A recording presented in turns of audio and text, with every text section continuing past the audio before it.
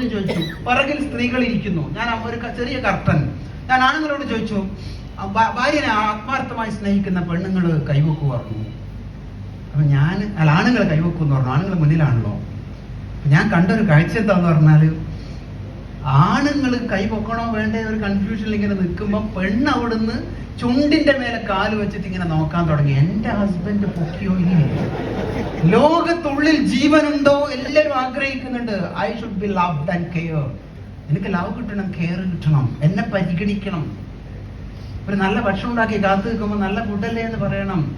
ഉപ്പില്ലെങ്കിൽ വിളിച്ചു പറയരുത്. ഞാനൊരു പുസ്തകത്തിൽ ഈ അടുത്ത് വായിച്ച രസകരമായൊരു തമാശയുണ്ട്. ഹസ്ബൻഡിന് അറിയാം ഉപ്പില്ലെങ്കിൽ, സൂപ്പിൽ ഉപ്പില്ലാണ്ടായി പോയി, പക്ഷെ ഇടണം എന്ന് പറയുമ്പോൾ ഒരു ഡീഗ്രഡേഷനാ. അപ്പൊ അവളെ അടുത്ത് വിളിച്ചിട്ട് പറഞ്ഞു, നീ അടുത്തിരുന്നാട്ടെ, എനിക്ക് ഞാൻ ഒരു സ്പൂൺ സൂപ്പ് കോരിത്തരാം.